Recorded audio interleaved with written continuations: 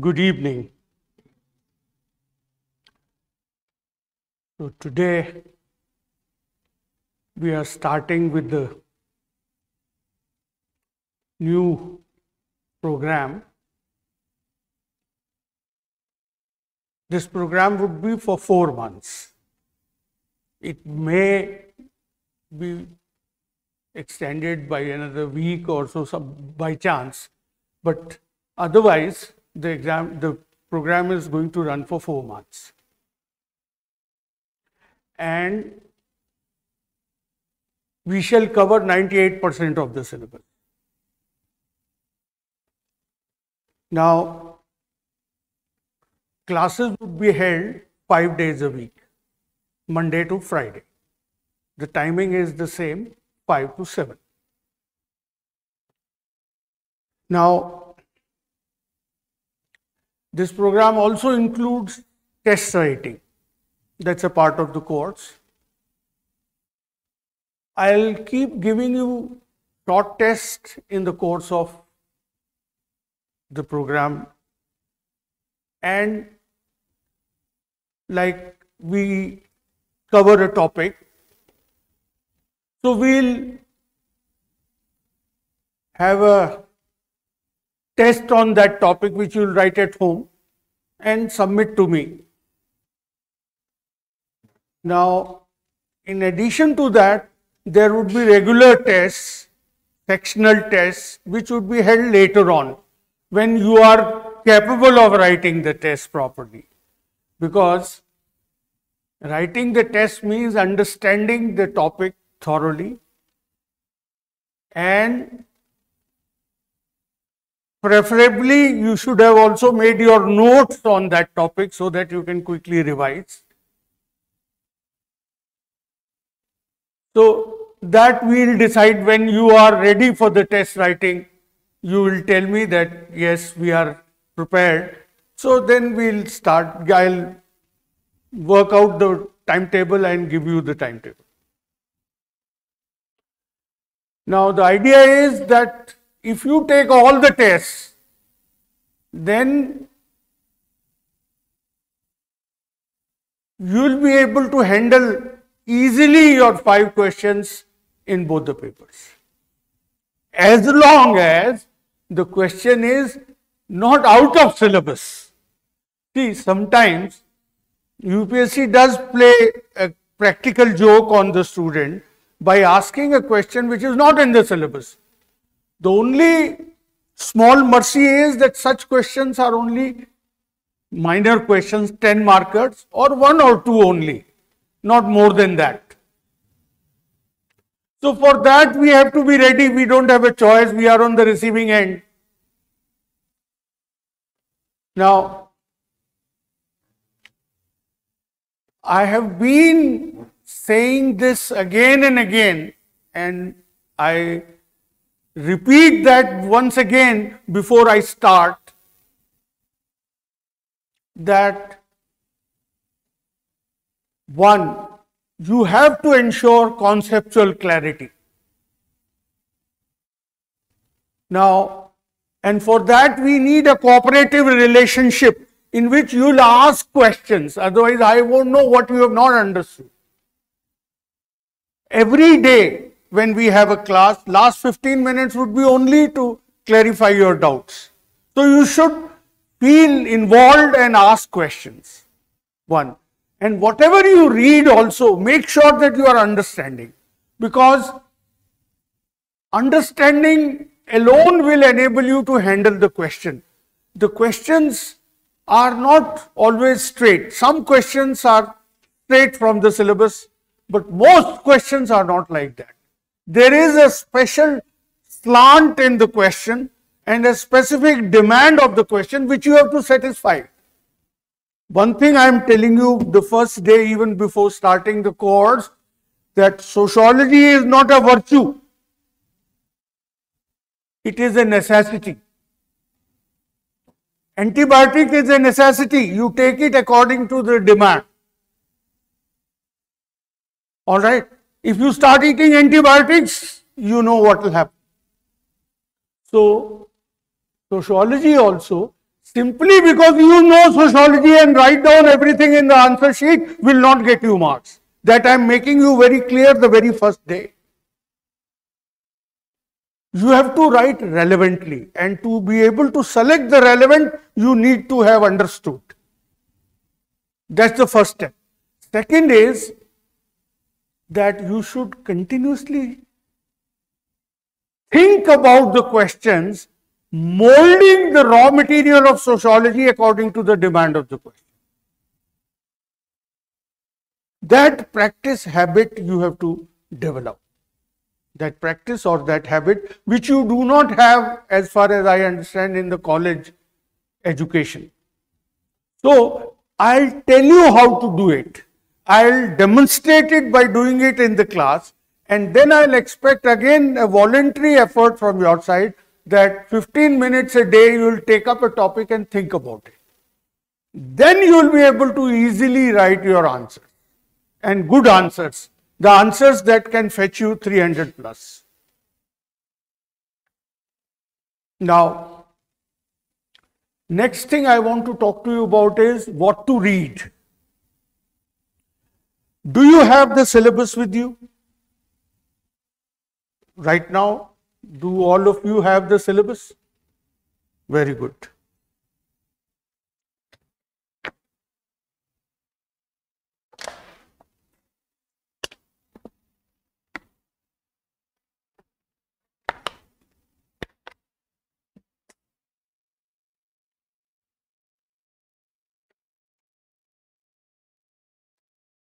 You can get hold of a booklet of this kind. I'm not saying new Vishal only. It could be any Vishal, as long as it has the question papers and syllabus. Because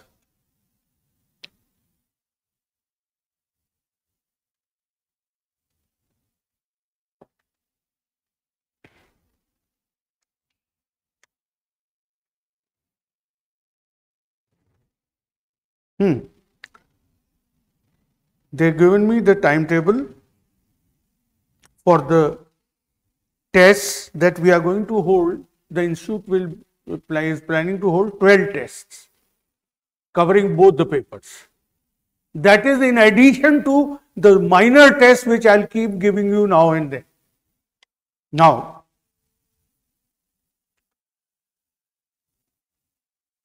one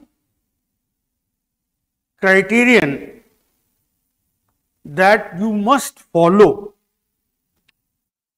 to judge and decide whether what I am telling you in the class and what you are being asked to read from, whether that is enough or not from the examination point of view. So it is for that reason I am suggesting a booklet of this kind, which has the list of previous year's questions. Every topic that we do in the class, you should be able to answer the previous year question that has come so far. This booklet covers up to, for last, say, around 30 years. If you can handle all the questions that have appeared since last 30 years, you will be able to handle any question in the next, as long as it's from within the syllabus. That will give you confidence. You would not be unnecessarily anxiety ridden that whether what I am doing is enough or not. And it will give you a feel also as to what is it that is going to be expected from you. So carry this question booklet. Every topic which I say I have completed in the class, and you have done the requisite reading for that. After that, you should be able to answer all the questions on that topic. Now, coming to the readings,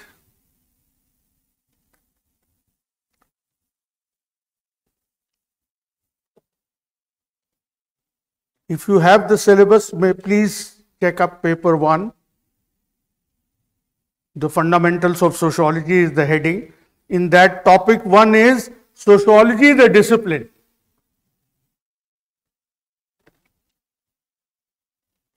Now, the first unit in that is modernity and social change in Europe and emergence of sociology. This is the topic I am going to take up today. Now,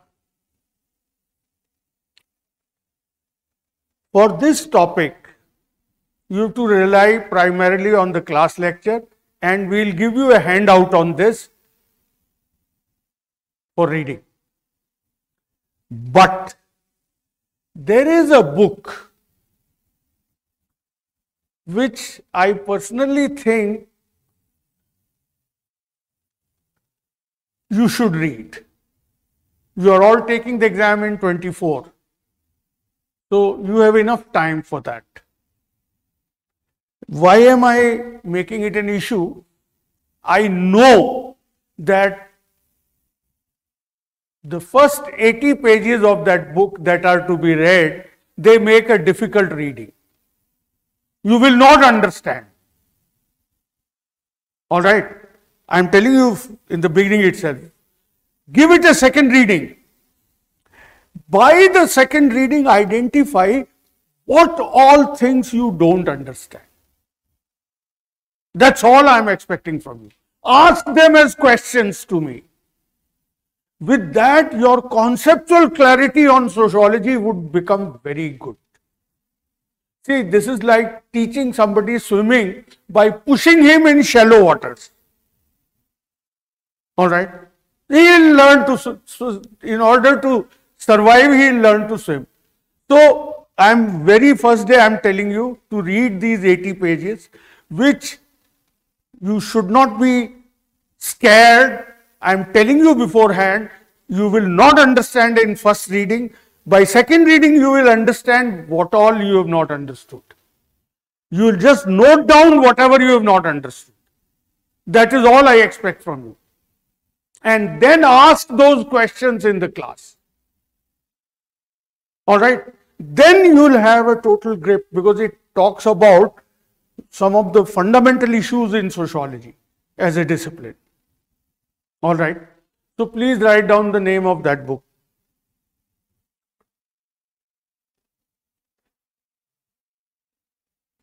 Sociology,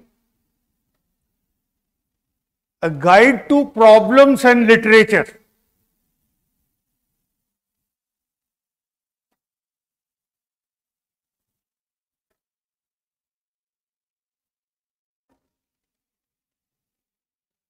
In fact, I think one chapter of that is available here in the institute as a PDF. If it is there, I'll check up. If that PDF is available, we'll send you the PDF directly.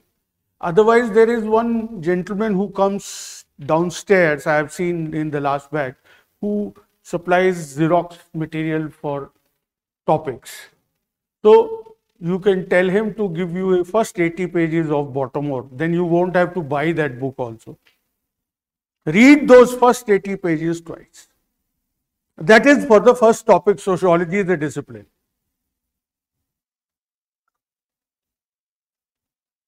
Now, the other two topics here, the scope of the subject matter and comparison with other social sciences, and sociology and common sense. These two topics I am not taking immediately, because to understand them you need to have more of familiarity with sociology. So after some time I will take up these topics also. So I will first take up modernity and social change in Europe. Simple knowledge of that you will get in the class and the handout that is going to be given to you. And the difficult form of the same thing you will get in Baltimore. All right. So you will find it easier to understand maybe after today's lecture. Then you have the second topic, that is sociology as a science.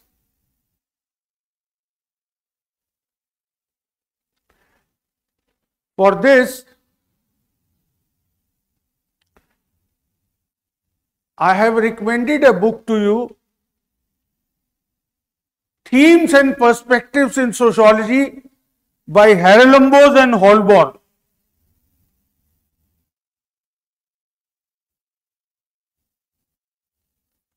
Chapter 14 for topic 2 and topic 3. But that is only after you have attended the class lecture. See, the book may not have minor details here and there. You will have to, collate the two sources, the class lecture and then look at the book. So, for topic 2 and topic 3, you have class lecture plus chapter 14 of Haralambos and Holborn, Themes and Perspectives in Sociology by Haralambos and Holborn. Then you have topic 4, which is the backbone of sociology first paper, thinkers. So for that class lecture, the booklet that has been given to you by the institute, or if you have not collected it, you will collect it.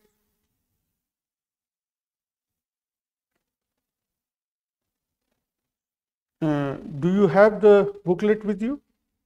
You just show it to me.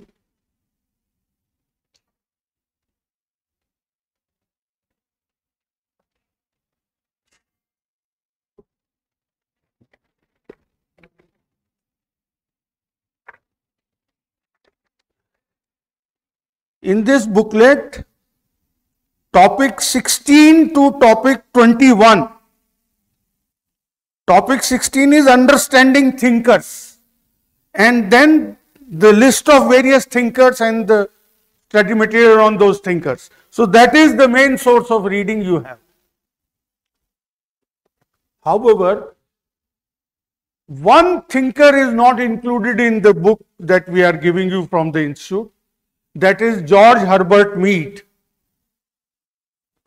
For that class lecture, and from that Xerox wala, get a Xerox of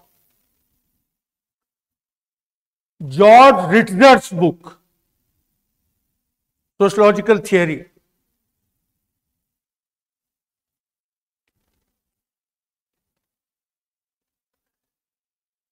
Then topic 5, stratification and mobility. For this, you have to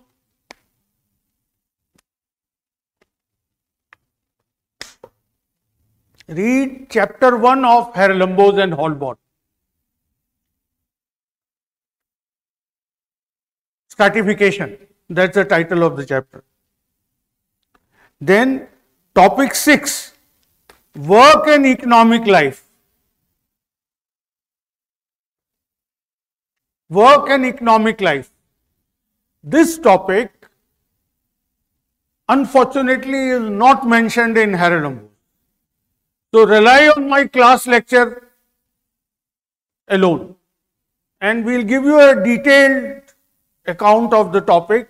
So you should be able to handle the topic on the basis of class lecture alone.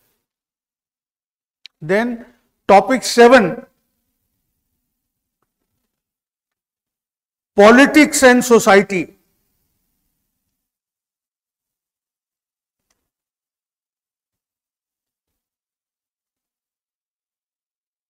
Politics and society.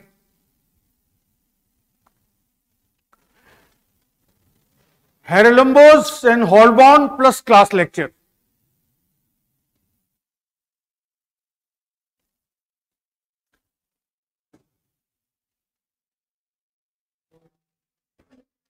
Then topic 8, there is, I don't have the book to tell you the topic number, but there is a topic with the title Politics and Society.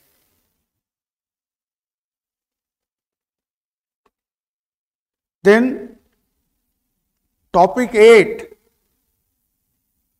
religion and society. Again, in Haralambos there is a chapter called religion.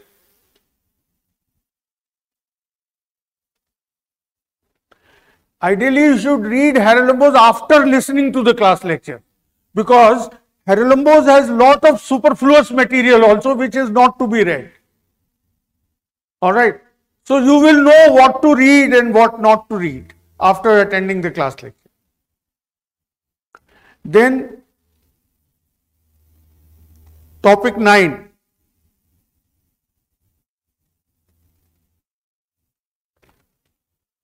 Systems of kinship.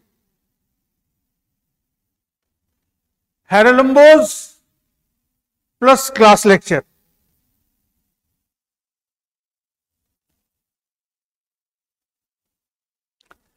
And I have not noted down, but I can note down the chapter number. There are 2 chapters of Haralambos that you will have to consult.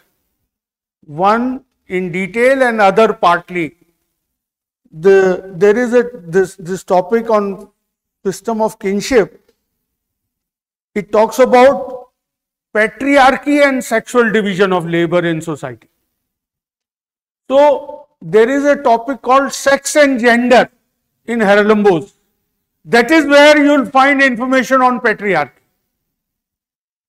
Alright. That I will check up and let you know which pages you have to read. Then you have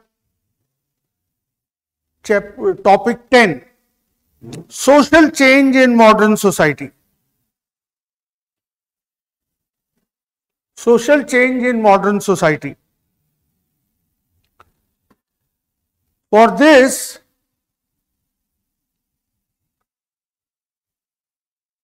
Haralambos will not be of much help. Although you can make use of Haralambos also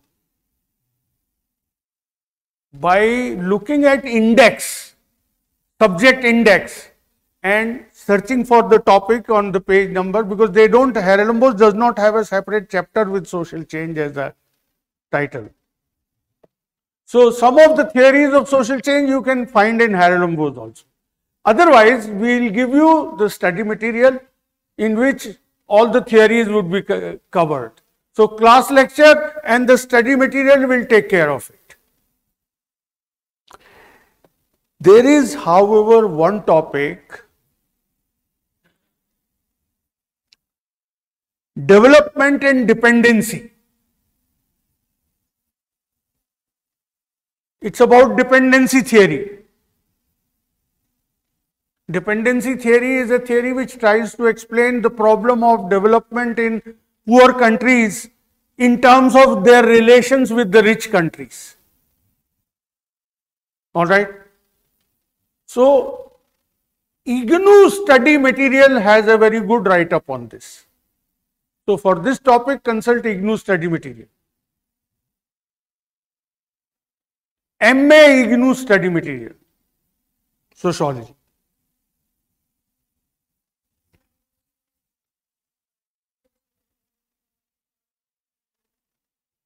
I won't know that distinction. I am only familiar with the entire set of booklets that you have for MA Sociology, which covers paper 1 as well as paper 2. So, I don't know which books are prescribed in first year and which that I won't know. So, you have to get the MA Sociology study material. That also you will get from the person downstairs. Because second paper you will have to consult IGNOU material a great deal. Yeah, second paper. First paper only for this. Development and dependency, you have to look at the chapter, that one chapter on dependency in IGNOU study material. So, that's for the first paper. I will stop here today, right now, with a suggestion that for the second paper, start reading a book called Society in India by David Mandelbaum.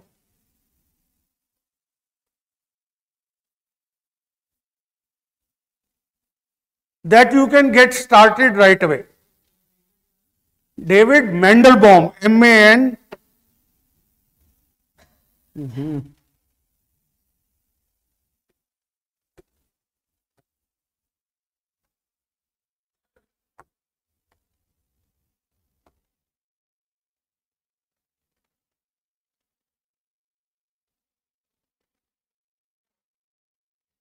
David Mandelbaum.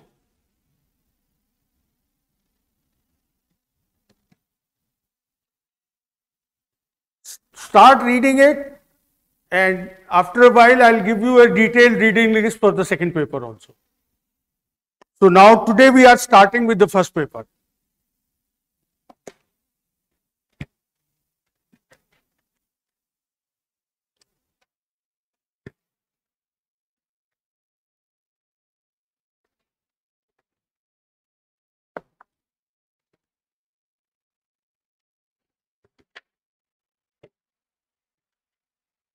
Now, the topic that I am taking up is modernity and social change in Europe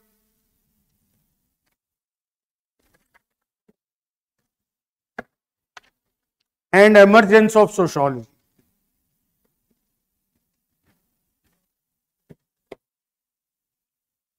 Modernity and social change in Europe and emergence of sociology. What is this topic about? He is saying that sociology emerged in Europe. What led to emergence of sociology? Why should there be sociology? So, because of certain special conditions which existed in Europe, because of which sociology became both desirable and possible. It became desirable that we should have a science of society, and it became possible also to have one. So, those conditions are covered by modernity.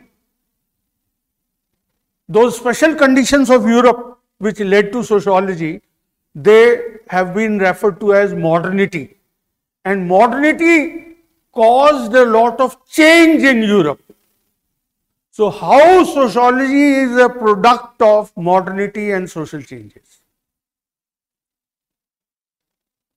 That is what you have to understand. Clear? Now, if we can start with a very elementary definition of sociology, very basic, simple definition, that sociology is a systematic attempt to understand society, the human beings and their relation with each other and with the collectivity as a whole. Here I may point out one thing which you should keep in mind, that is, what is social? We keep talking about society, sociology, social. What is social actually? Relational. Social is about relations. Relations between individuals, relation between groups, relation between individual and the society, all relational aspects of life are social. All right. And here I may add one more point. Many a times this question comes in the exam, you should keep that in mind. Right from a sociological viewpoint.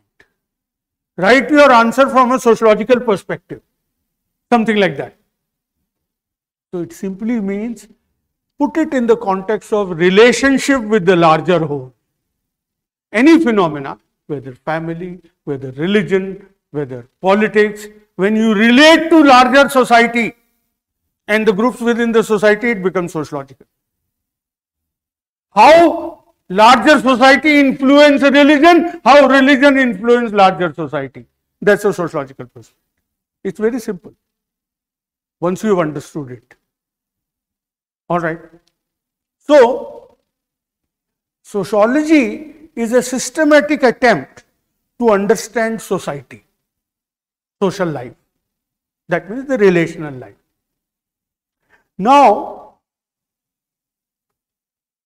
what is systematic? Systematic means methodical. We follow a method. Actually, all of us, all along our life, try to understand people around us, the relations that we have. We try to make sense of those relations, on the basis of which you may say, he is my friend, he is my enemy. It's only by evaluating the relationship. So, everybody is trying to understand the social life. What is distinctive about sociology is they do it methodically. That is the difference between sociology and common sense. This is the point we will come back again because that's a topic in the syllabus. The difference is in common sense also we do the same thing as we do in sociology, but we do it without a method. And when we say method, it means we combine reason and research.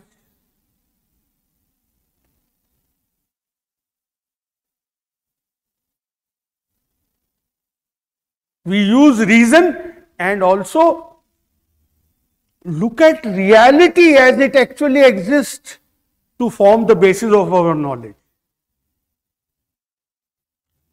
Otherwise, there have been earlier systematic attempts to understand society. They have used reason also, but they were not a proper synthesis of reason and research. That is why we don't include them in sociology. You know, it goes back to ancient times, Aristotle, Kautilya. In Arabia, there was a scholar called Ibn Khaldun. Some of his ideas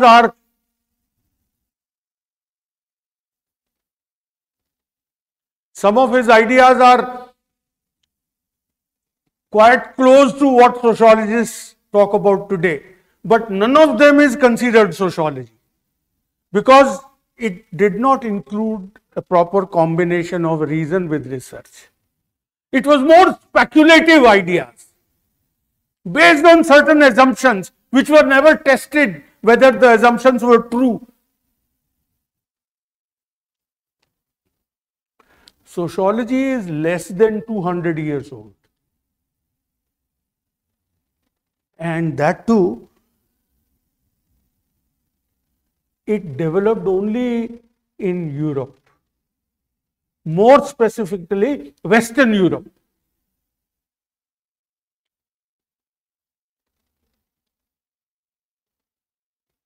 Why only in Western Europe? Because modernity also developed in Europe only. First, it developed in Europe. From Europe, ideas about modernity have spread across the world today. But modernity began with Europe. Today, modernity is global, so is sociology global phenomena.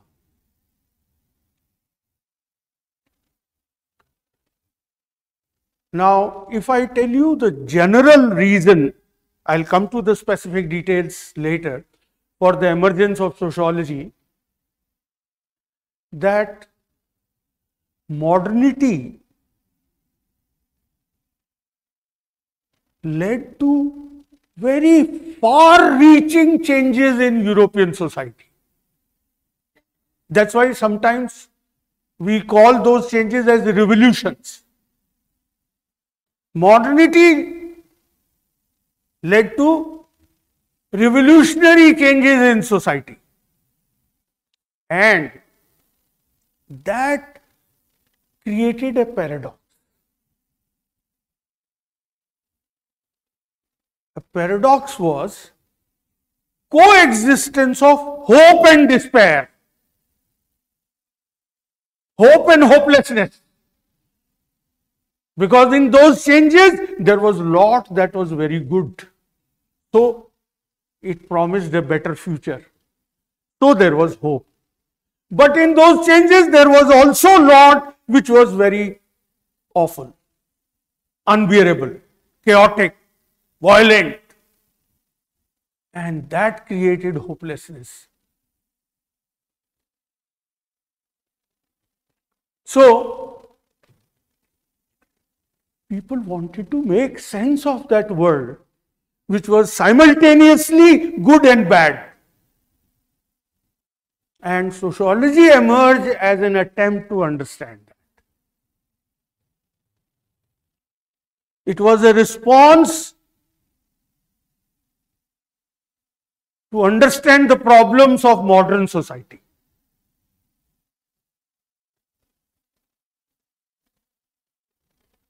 Is that clear?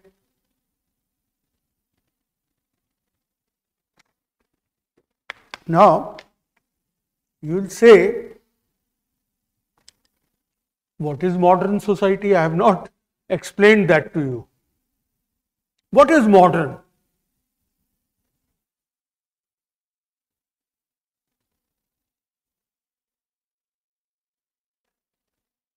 First, I will tell you the theoretical meaning of modern, then I will relate it to society to help you understand. All right. So,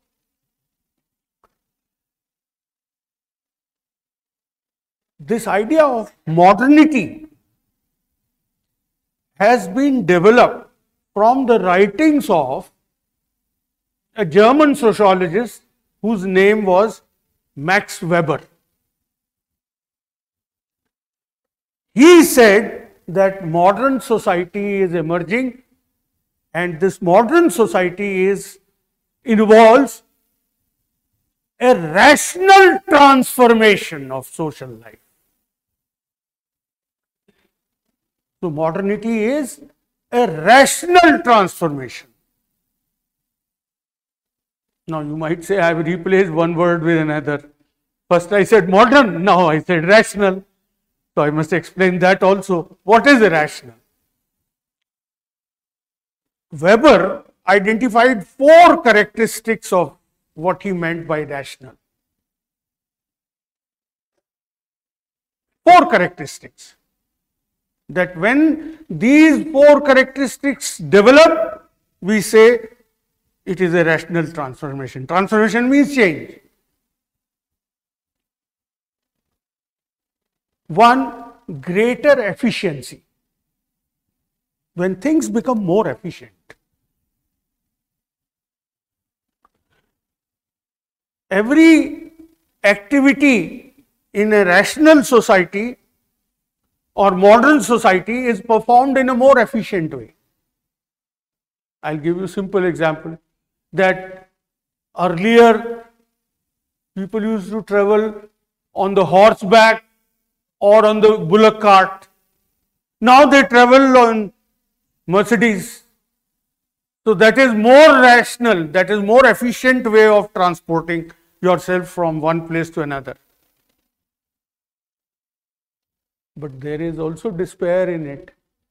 Mercedes pollutes, horses don't. All right. So this creates a problem also. So this rational transformation involved a problem. That is why despair.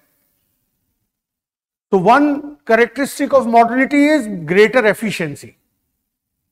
Second, greater calculability. You make everything calculable.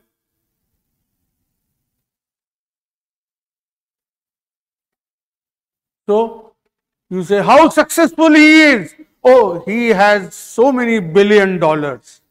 That is the measurement calculation of his success. So, it's a calculable way.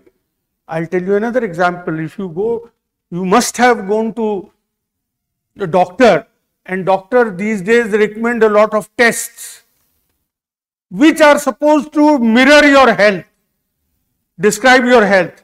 Now, they are all numerical figures. So much WBC, so much red corpuscles, so much blood sugar, so much, and so on. So, this is a calculable way. So, every aspect of life is becoming more and more calculable. That is the second aspect of modernity. Third, because calculability leads to precision, accuracy, and that makes things more predictable. You can predict the outcome beforehand. Before you launch the rocket, you can predict which part of the moon it is going to land on. We were congratulating ourselves that it landed in the southern part, which nobody has been able to reach so far. So, we can predict the outcome beforehand. Things become more predictable. And when there is greater predictability, there is greater control. If you can predict something, you can control it. So, the fourth dimension is control.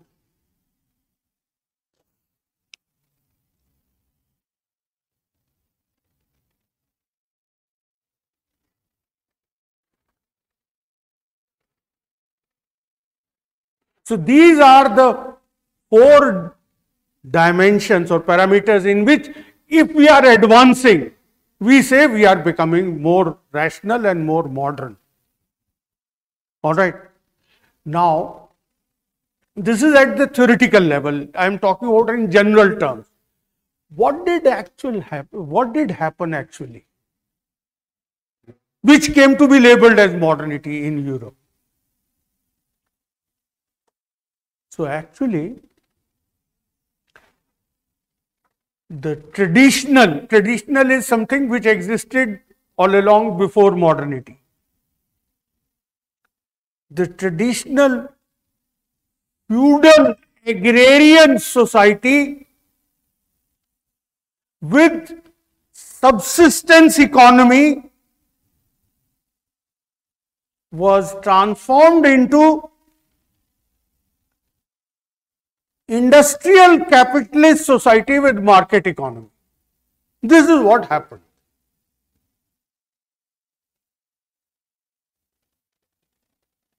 I'll repeat. Traditional feudal agrarian society with subsistence economy was transformed into industrial capitalist society with market economy. This was the change. This is what actually happened in Europe. Now I'll explain the meaning of it. Do you understand what is feudal? No idea. Yes. See, feudal is a term used in the context of Europe, although feudal likes societies developed in other parts of the world also, including India. Now, one basic characteristic of feudal society is it is an agricultural society, land-based society. Land is the most important resource in this society. Agriculture is the main activity. Now, I'll give you a little description. You don't have to write it in the exam because you are not teaching the examiner. I am trying to help you understand what is feudal. So, I'll go into a little background which is important for your understanding. See how feudal society developed. Very, very simply, it emerged as a military system. After the collapse of Roman Empire, various warlords, you understand warlord? Military leaders with a follower of warriors, they captured territories, marked out various territories which they brought under their control, and that they declared as their territory. They declared themselves as owners of that territory. Then that territory was parceled out because the territory was huge, that a single man could not do anything in it. He parceled it out to his followers. In return for military services, personal loyalty, that suppose you give me the land, I'll take an oath that I'll remain loyal to you and render military service whenever you will call me. All right. So I am called the vassal, and the warlord who originally conquered the territory, they are called nobles. Together they are referred to as nobility, members of nobility, aristocracy. So they are the landowners. Vassals are the people to whom the land is given to work upon, and the vassal would pay a part of the produce to the lord and also render him personal service, military service. Then the vassal, so nobility consisted of lords, bigger lords, bada lord, and vassals would become chota lord. Now these vassals will hire peasants to work on that land, in which peasant would be given a small piece of land for his personal upkeep. Peasant would not be given any salary. He would be given a piece of land and he will become permanently tied to the vassal, working on that land, and for his own survival, he will have a small piece of land. Produced from that land, he will consume himself. And in addition to this, others would be artisans who would provide manufactured goods. Manually produce. It was a manual way of life. So this is how there is a hierarchy. King at the top. The biggest noble would become the king. The most powerful noble. So king at the top, then nobility, then church, then commoners or vassals, and then at the bottom, serf, those peasants who work on the basis of permanent relationship. The relationship between the serf and the landowners would also be hereditary, permanent relationship. So they would be called serf, the peasants and the artisans. This is how it was a hierarchical society. You have understood this? Or do I elaborate or explain more? You have understood it. Okay. Then it was also a subsistence economy. That means production was primarily to satisfy local needs. For example, there is a village in which there are artisans, say shoemaker. He will make shoes only for the other people in the village. When everyone has shoes, he'll stop making shoes. All right. Only to satisfy local needs. This is called subsistence economy. In India also we had a similar system which was called Jajmani relations. That in every village you will have a weaver. He will weave cloth only to satisfy needs of the people in the village, and that's all. So that's a subsistence economy. And in subsistence economy there is hardly any trade. All right. You produce only for local consumption. If I give you an example, it was reported by an economic historian, Hale Bronner. In the 15th century France, he talks about a situation where there is a trade fair and all the members of the nobility have turned up to buy things. And there are very exotic things from distant lands. But the whole thing is a very small affair. He says in 1 year in the 15th century, all the goods that come to France would not be enough to fill one modern goods train. Single goods train will not be filled. So little was the import. So trade was very marginal, minimal. In a subsistence economy, trade is very little. It was this kind of economy and society that existed. And another aspect of this society, I may tell you, the political aspect. That king was at the top of the hierarchy. You understand the meaning of hierarchy, no? Graded. Yes. So, king was at the top of the hierarchy. But every noble enjoyed autonomy within his estate. He had all powers, judicial powers, political powers, police powers, everything within his own estate. So king had very little role. So it was a decentralized system. Although later on, because of certain factors, the king became stronger in Europe and nobles became weak.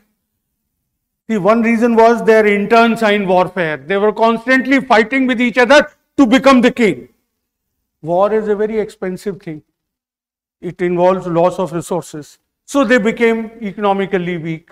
Then later on, as the trade with East, particularly China, developed, gunpowder reached Europe. Gunpowder was invented in China. In fact, most of the technologies that are the mother of present day society, technological society, are of Chinese origin. So gunpowder reached and king acquired monopoly over gunpowder. So he could keep every noble in check. No noble would be able to rebel against him. So powerful monarchy developed. That was the later phase of feudalism. And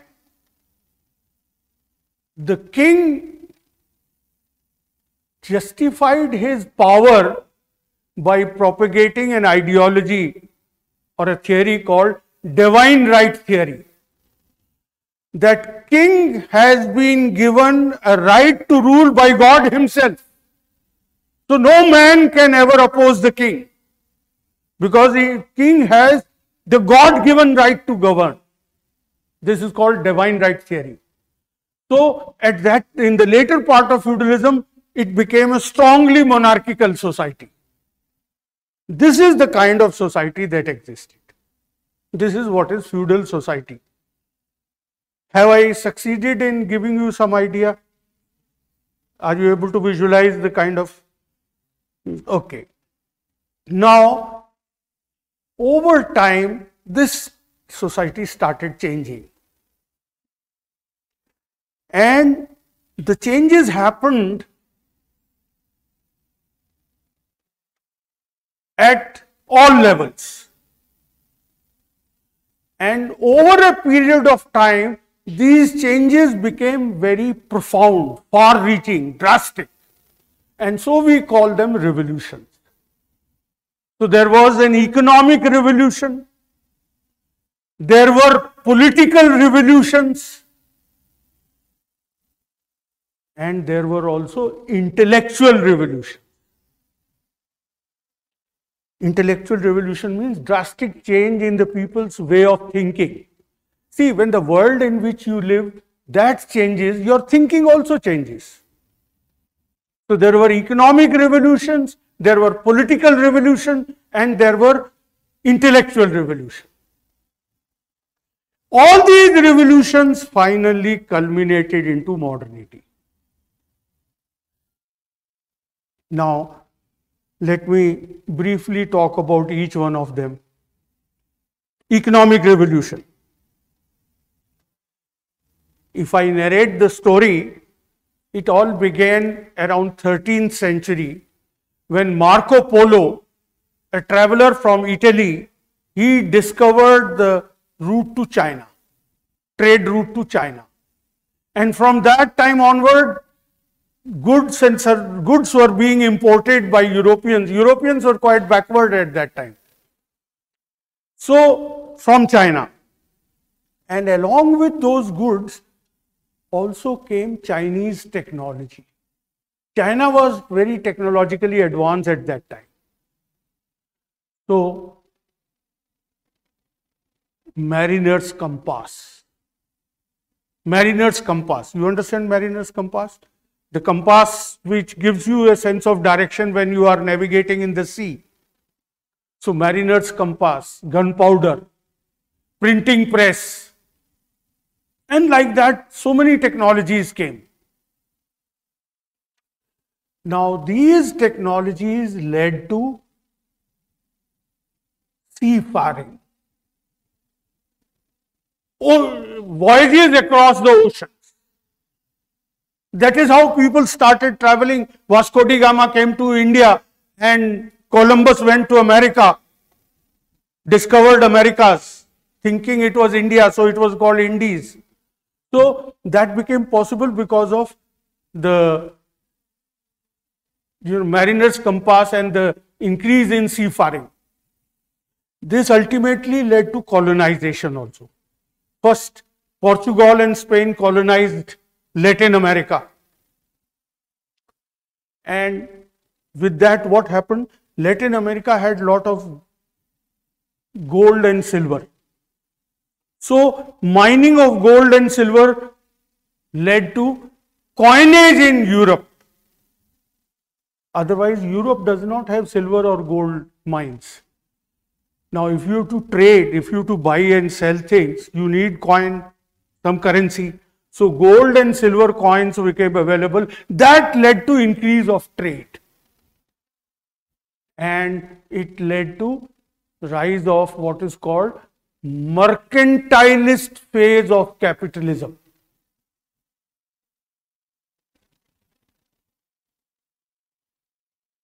Mercantilist phase of capitalism. Now, let me tell you first what is capitalism.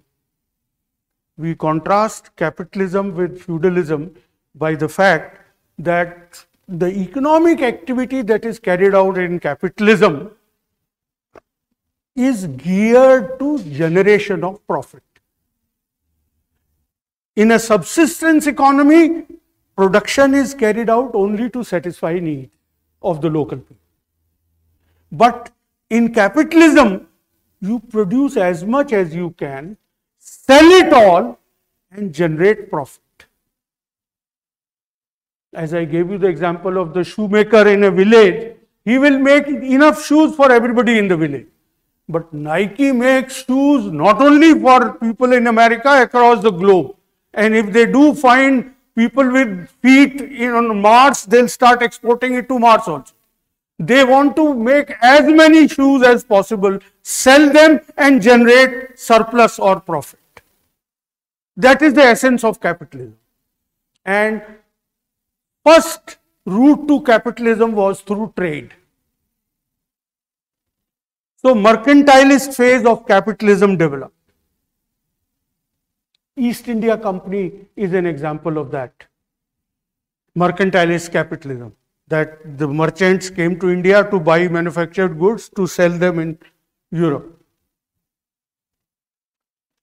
Then, as they accumulated wealth through trade, they wanted an opportunity to generate more wealth, because in capitalism, it is based on unlimited desire. It is never enough. All right. So, there were no other opportunities except land. So, many of them started investing in land and use that land to make further profit. Either take to sheep rearing, because woolen clothes are greatly in demand in Europe, or to take to scientific farming, what was scientific by standard of those days. It was not green revolution like scientific, but more efficient way of farming. And through that they try to generate profits. In the process, they evicted the peasants who lived on that land, who were forced to migrate to the city. So urbanization followed. Lot of people started converging onto the city who were penniless and had no resources. They could be easily hired for very low wages to generate further profit, because over time new technologies started developing. All right. So in urban areas, new modes of production called industrial production started developing. Large factories were created in which these poor people who migrated from the village, uprooted from their land, they were forced to work 18 hours a day at starvation wages, so that the entrepreneur can make lot of profit. That is also capitalist system. So capitalist system, it began with mercantilist phase of capitalism, then it was followed by capitalistic agriculture, and then finally industrial capitalism. Have you understood this? Anybody who has not understood anything, please tell me. I am just trying to describe briefly how the changes were happening.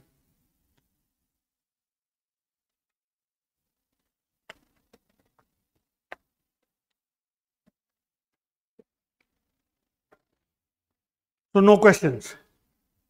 Now, what were the consequences of this? One, it totally destroyed the feudal society. Over time, it destroyed. So, when I say totally, it was not 100%, but it decimated the very foundation of feudal society. Then, it brought about change in labor relations. Earlier, labor was tied to land and had a hereditary bond with the lord. Either vassal or the noble, they would have a hereditary relationship. Now all that broke down. It became wage labor relation. Workers were hired for wages, they were hired when needed and fired when not needed. That permanent ties broke, because the entrepreneurs wanted to maximize their profit. So they would try to minimize on cost.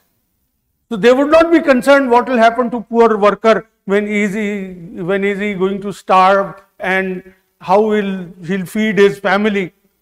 That's not the concern. Profit and success in the business is the concern in capitalism.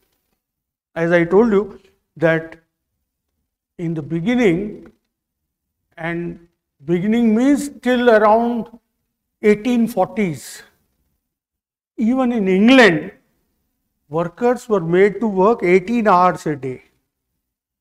There was, in 1815, there was a study by an economic historian.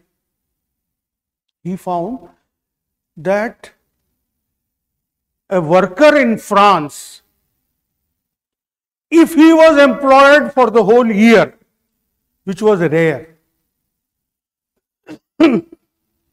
he would get 500 francs. Franc is the French currency. 500 francs. But for a family of 3 persons, husband, wife and a child, to remain alive in the year, you need 900 francs. Even if you are fully employed, you can't feed your family. So women and children also had to work. Even children work 18 hours a day, often lost their limbs while operating machines. Average life expectancy for the worker was only 30 years because working in such unhygienic conditions, they developed tuberculosis and other disease and died by the age of 30. So that is how the wage-labor relationship changed. The hereditary bond with the lord and permanent ties that gave way to contractual wage-labor relationship. Then, which of course led to exploitation of the workers. Then at the same time, free trade developed. Now you might say free trade is always there. That is not true. Even in India it was not true. Only after economic reforms, free market, there is liberalization of market. Even now you don't have totally free market. In Europe in the 18th century, there was guild system and the guilds regulated the production, that you can produce only this much amount of goods of this quality and sell at this price. That is how the guild were the organizations which regulated production in the 18th century. But by the end of 18th century, these guild-based production broke down and free trade developed. Everybody was free to produce as much as long as they can sell it at whatever price they wanted to. So free labor, free production and free trade. This had a positive consequence also. When there is so much of competition among producers, different producers, you try to innovate, try to be more efficient, to beat them in that market, to outsell them in the market. So new technologies developed. That was the positive side of it. Production increased. And trade was no longer confined to the countries. In fact, it led to world trade and colonization expanded. Colonies, because as you know, colonies on one hand supplied the raw materials to the producers and they became the captive market for their products. As you must have read about Indian economy, how it was ruined, the artisans were destroyed by the British through their trade policy, and India became a captive market for all goods manufactured in Britain. So that's how world trade developed. And that led to generation of enormous amount of wealth. That for the first time in human history, all human ingenuity, all human intelligence was diverted towards generation of wealth. So enormous amount of wealth developed for a minority of capitalists. They are also called bourgeoisie.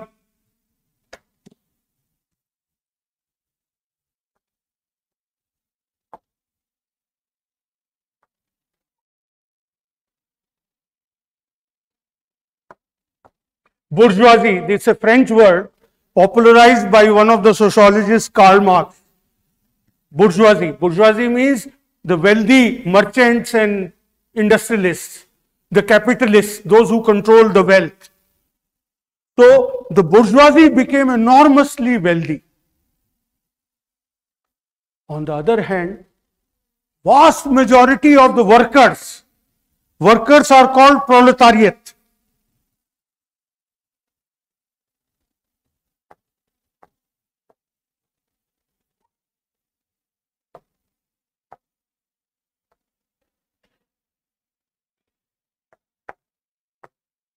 Proletariat. This is also a French word. Proletariat means workers. So society now got polarized into bourgeoisie and proletariat. There were still some nobles and lords left out, but they were not so wealthy anymore. Earlier, they controlled all wealth. In feudal society, land was the most important resource, and whoever controlled land was the wealthiest person. Now, those who controlled factories and trade, they became wealthy. So, the locus of economic power changed. Wealth, economic power means wealth. Wealth passed from the hands of the nobility, aristocracy to bourgeoisie. Then the way of life, the manual way of life increasingly gave way to mechanized way of life. You understand that? The tasks were performed manually by artisans. Now, workers operated machines in the factories. So, life became more and more mechanized. It also had effect on family life. Community bonds. See, previously people lived in a village and they all lived in that village from cradle to grave. From the time they are born to the time they die.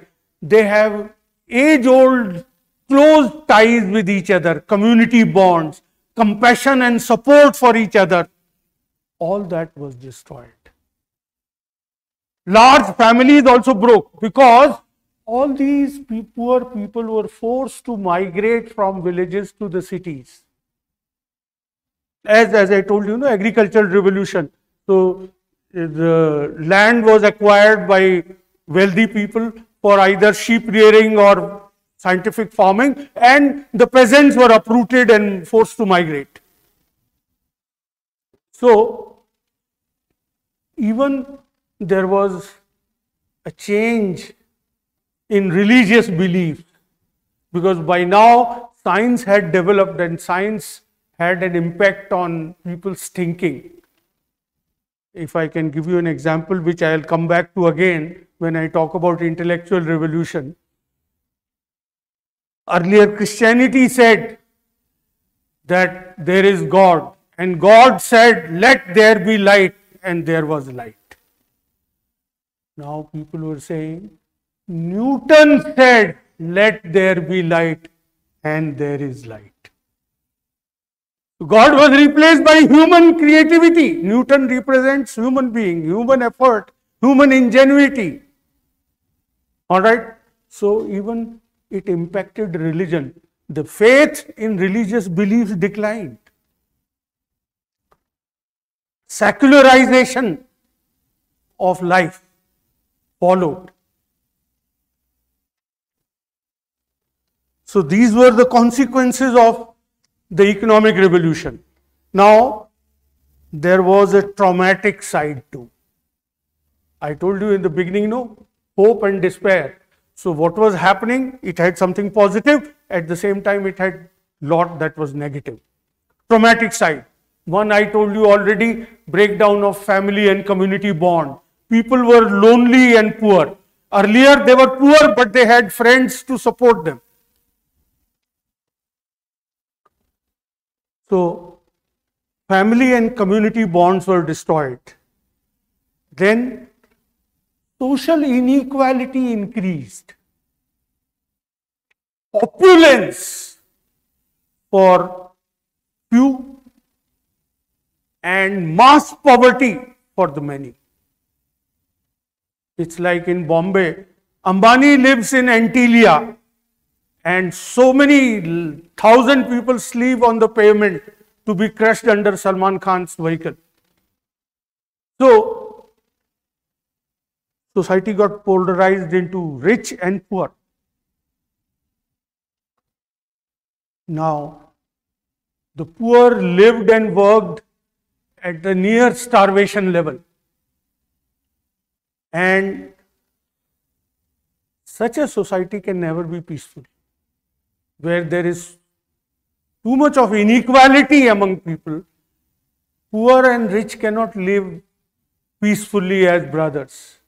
So class wars, organized civil wars between poor and rich.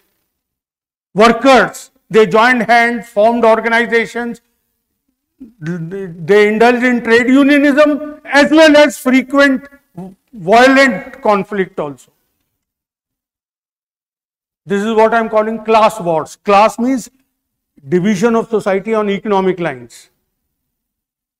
Then, in fact, if I give you an example again from France, in 1870, there was Paris Commune uprising. Workers organized themselves in the form of communes.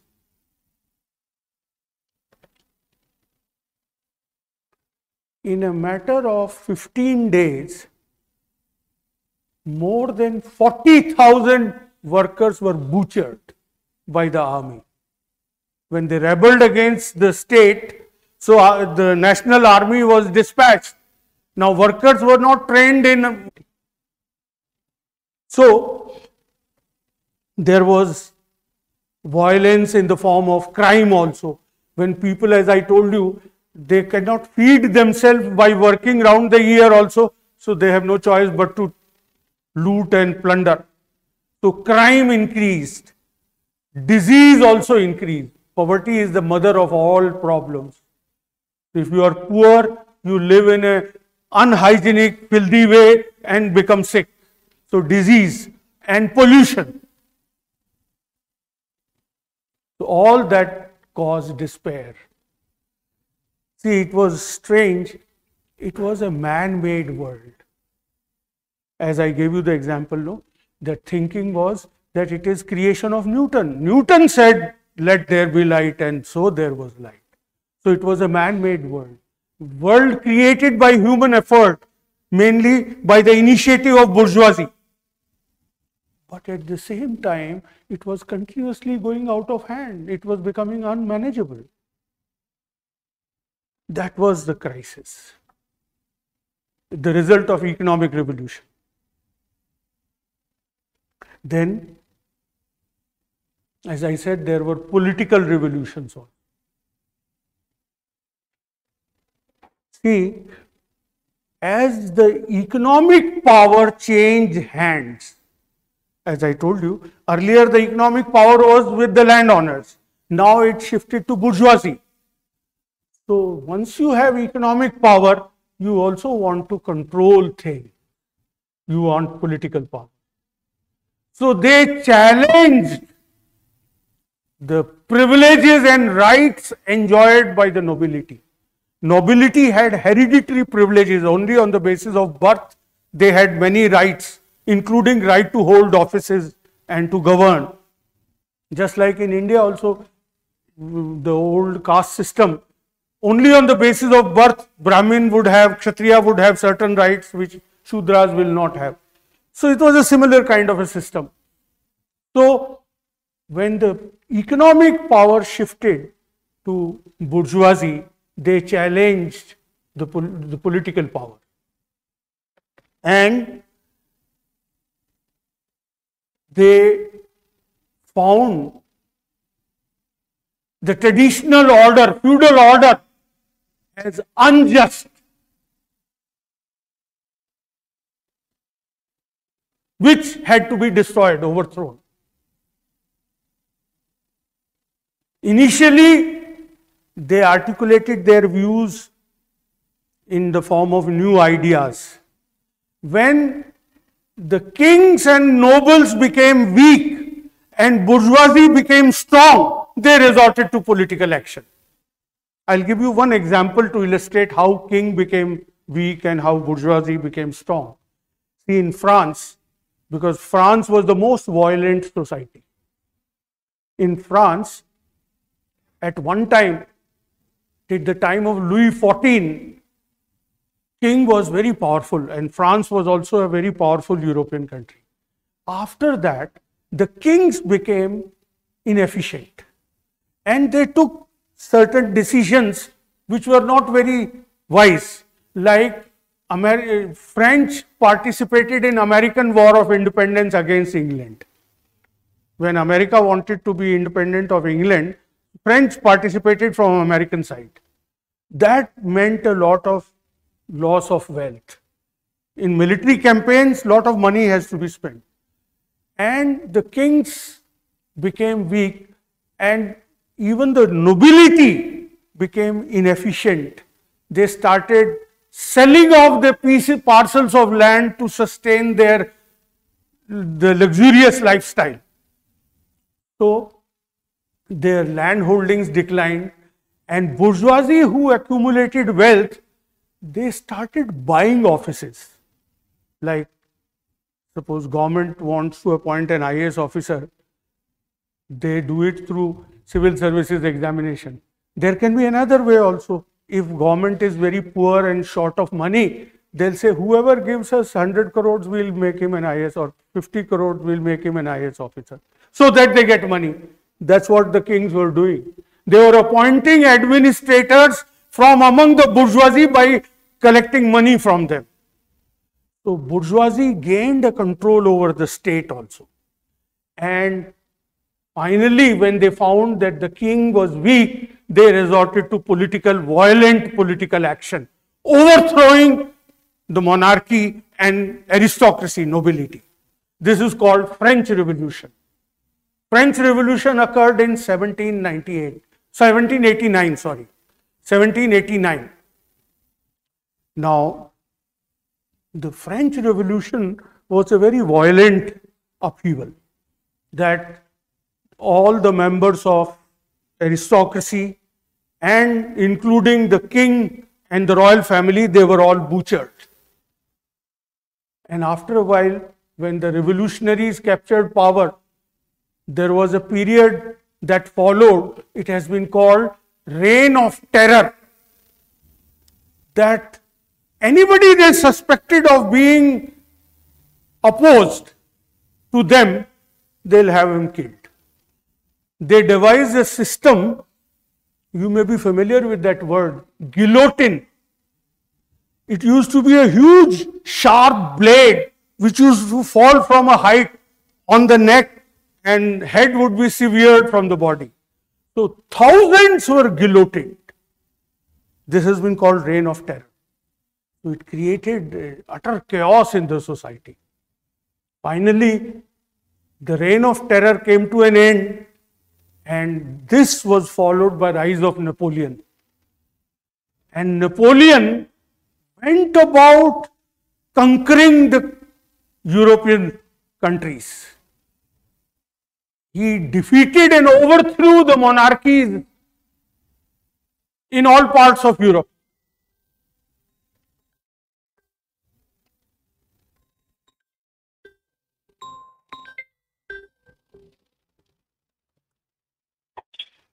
Hello hello, नमस्कार जी। हाँ नमस्कार, मैं आपसे 7 बजे के बाद बात करूंगा, अभी क्लास में हूँ। So, the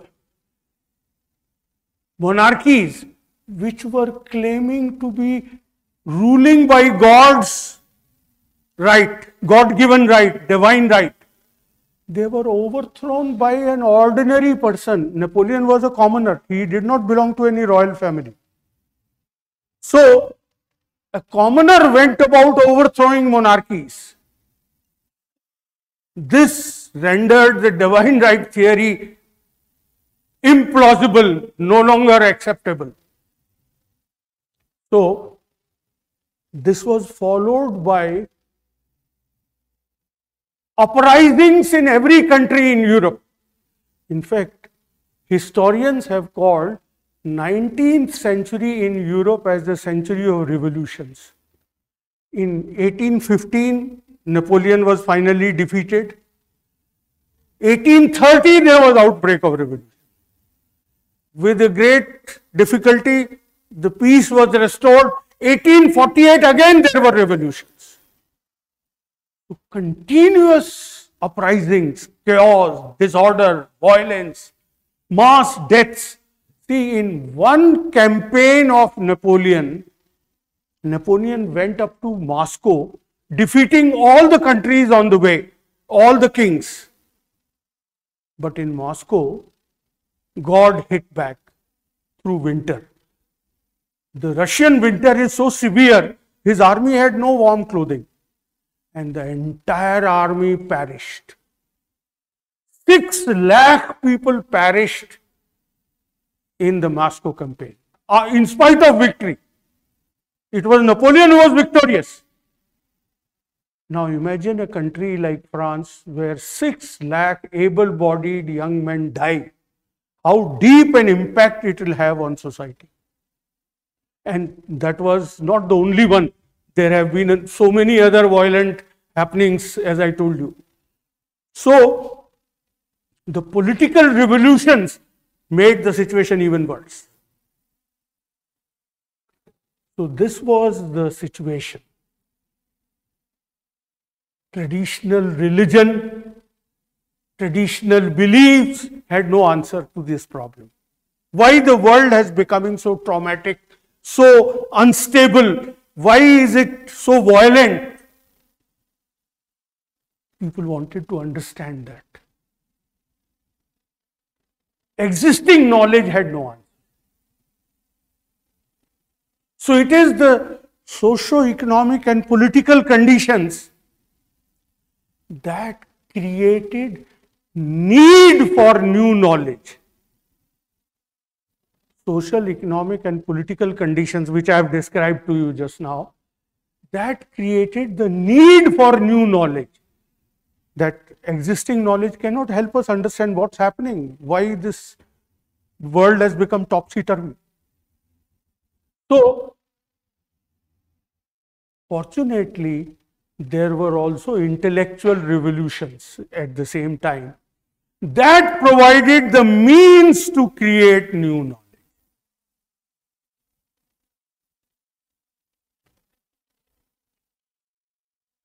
All right.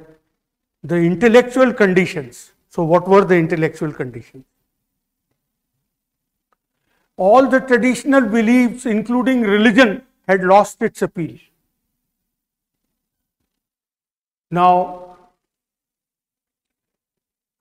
the people, thinkers, they were reflecting on the changes happening in the society, such drastic changes. So obviously people who are given to think will try to reflect and try to think out the ways. So there developed people's thinking about the process of change. This has been called philosophy of history. And these thinkers and their ideas have been labeled as enlightenment. Enlightenment. They did not call themselves enlightenment. It is retrospectively they have been labeled as enlightenment. Now, first let me explain to you the meaning of philosophy of history. What is meant by philosophy? An inquiry into the basic nature of things.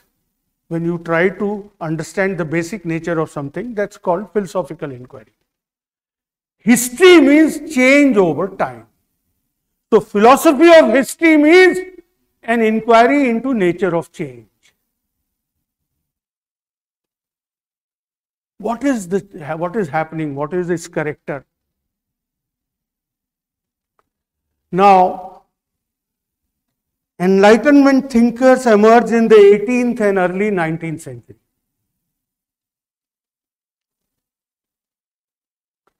So, Enlightenment represented intellectual modernity.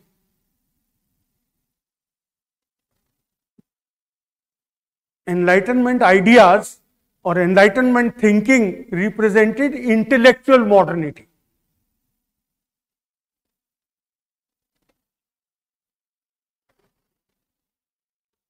They looked at the society in a new way, in a drastically new way.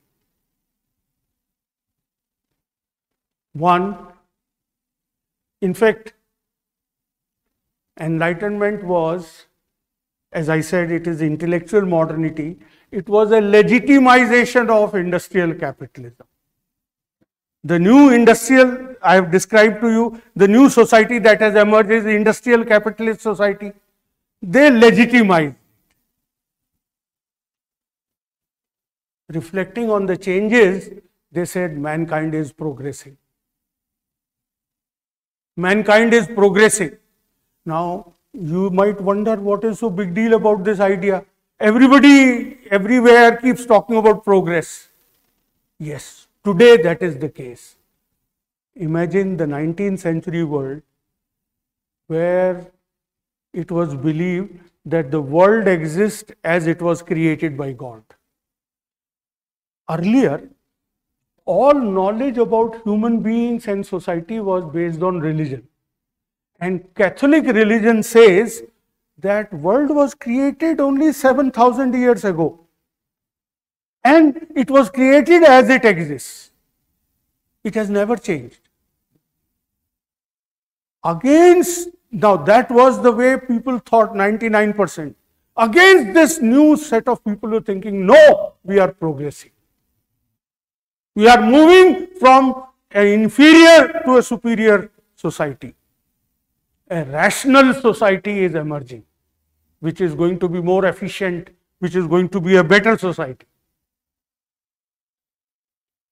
And secondly, they said these changes are orderly process, are happening in an orderly manner. What do you understand by that? See, it is not randomly just anything happening in a haphazard way. That's not the way. There is a pattern.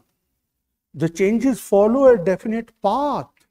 There are definite stages through which societies change, and they are heading in the direction of a perfect society, a better society. That was a revolutionary idea. Now, what are the implications of this? The implication is, they said, therefore, the problems that we face today are temporary blemishes, temporary problems. They can be resolved. Human problems can be humanly solved. That's a different idea. Otherwise, people, when they say they have a problem, they pray to the God, that only God can solve the problem. They said, no, human problems can be humanly solved. They are temporary problems. These problems are because of bad ideas and education and bad legislation. If we have new knowledge and new ideas, good knowledge and good legislation, these problems can be resolved. That's a very modern idea. Man had never thought like this about human affairs. All human affairs are a part of religion, and religion provides you speculation that this is how the God created. Nothing is offered as by way of evidence. You accept it on the face of it, on the basis of faith. As opposed to that, these Enlightenment thinkers, they produce secular knowledge which challenge the traditional society, traditional way of thinking. They glorified reason, that human reason provides the right way to acquire knowledge. And by that time, we are talking about late 18th and early 19th century. By that time, science had also made remarkable progress. Though, if we look at it from today's point of view, science still was in its infancy only, was just beginning to develop. But for the contemporaries, it had made great advances. Newton was there in 17th century, and post-Newtonian thinking was very different, that science provides us accurate, precise and certain knowledge. And science's achievement is that there is a scientific method. It is through scientific method that we can acquire that certain knowledge. And that nature, which is when it was studied by science, science was able to discover laws that govern nature. Discovery of laws like Newton's laws of gravitation, Newton's laws of motion. So, knowledge of these laws enabled man to control nature. It was said, to know is to predict, and to predict is to control. If you can produce a law, with the help of that you can predict. Like third law of motion can give you the prediction about jet engine, that how would jet engine moves. So, to know is to predict, and to predict is to control.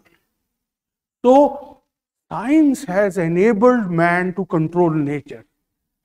So, the Enlightenment thinkers believe that if we combine, listen to it carefully, if we combine reason and research regarding human society, there are laws that govern human society also. We will be able to discover those laws governing human society, and with that we will be able to control human society. Clear? So that is how Enlightenment partly contributed to the idea of a science of society. That's how people could think about this idea that there can be a science of society. You can appreciate its importance if you keep in mind that that was the time when all knowledge about human beings was religious knowledge. So now came the idea that there can be a science of society. Now, but they also, Enlightenment thinkers, they also provided an ideological legitimization of capitalism.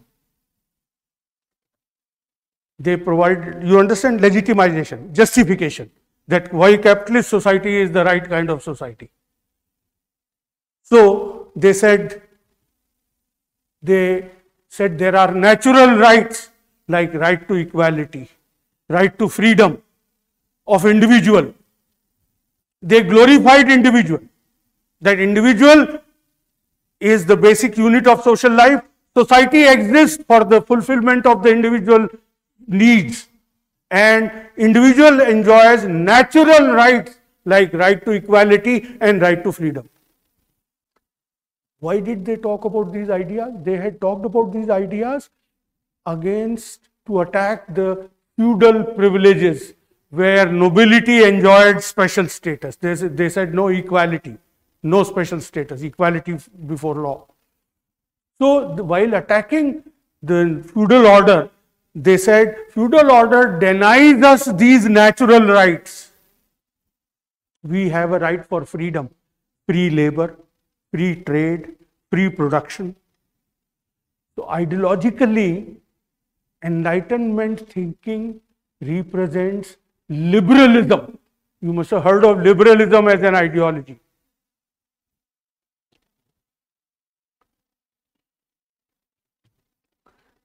So the Enlightenment thinkers wanted the destruction of the feudal order so that these rights can be realized in practice.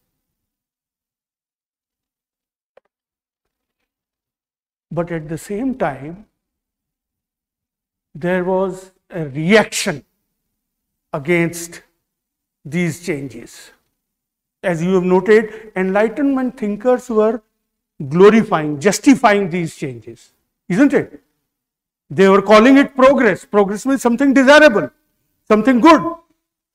So, as you would see, any change, some people appreciate, generally younger people.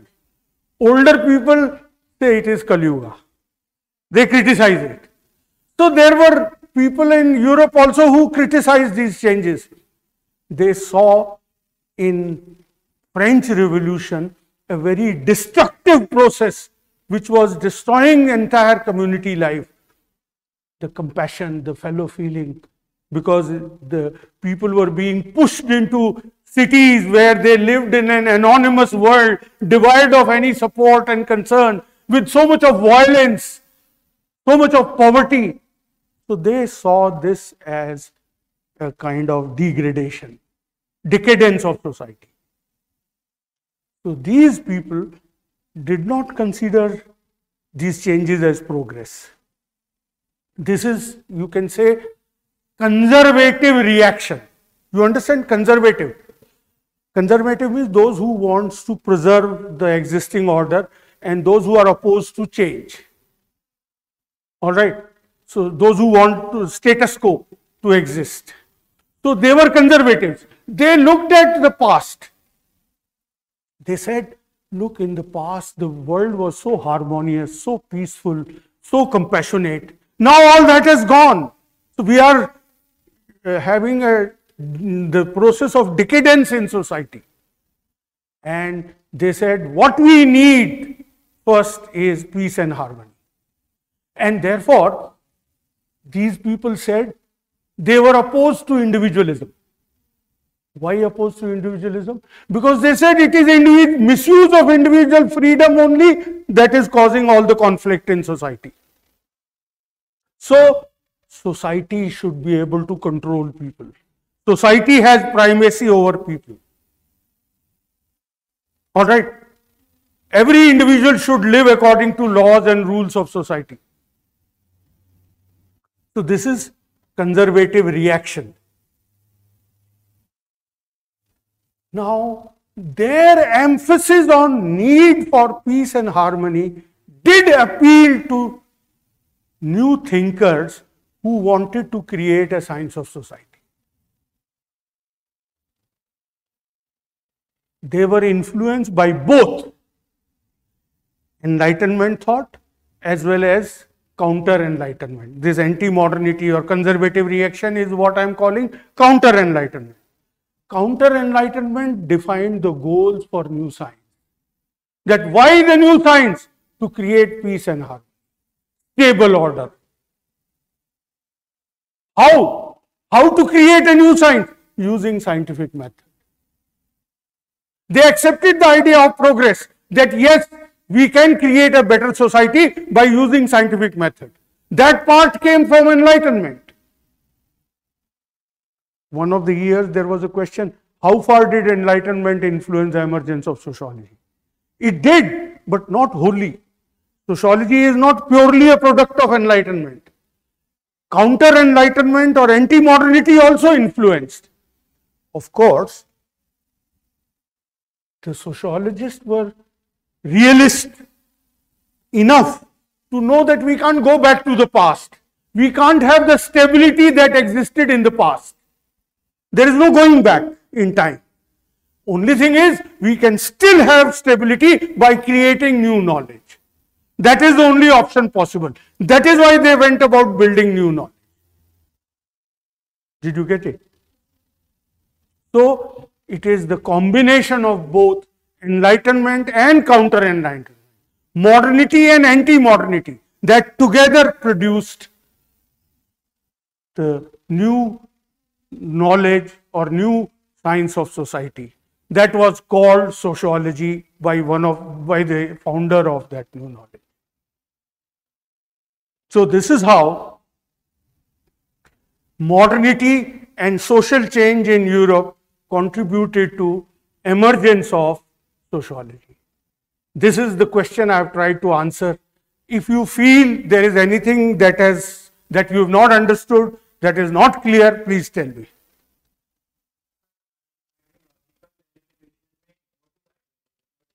Ideology means a system of ideas. Ideological legitimation means उसका justification करना. जैसे एक आपको उदाहरण देते हैं हम, caste system है, इसका जस्टिफिकेशन लोग कहते हैं कि ऋग्वेदा में एक श्लोक है जिसको कहते हैं पुरुष सूक्ति.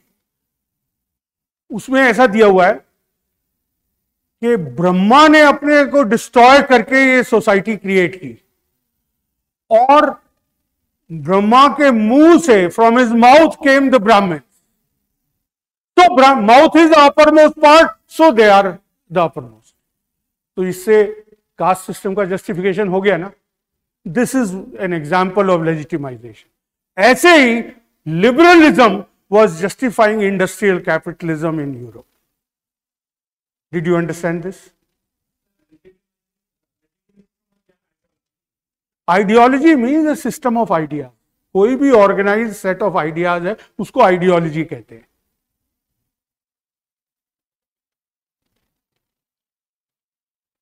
Anything else?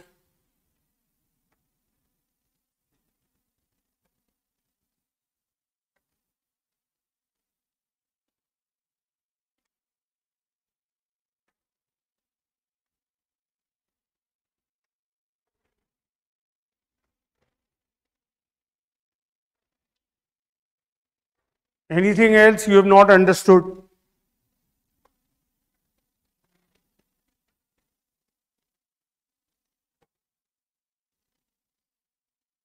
All right. So you can read the chapter on emergence of sociology in the booklet that Institute is going to give you. Tomorrow I'll arrange for that handout, as I said, on 2-page sheet, which is a brief summary of my lecture.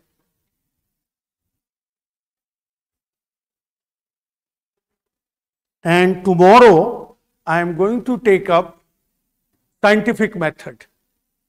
We have talked about science as a solution to problems. So what is scientific method and how did sociology try to use scientific method? That is what we are going to talk about. No questions? Are you sure? Feel absolutely free to ask your doubts on sociology. All right. Thank you.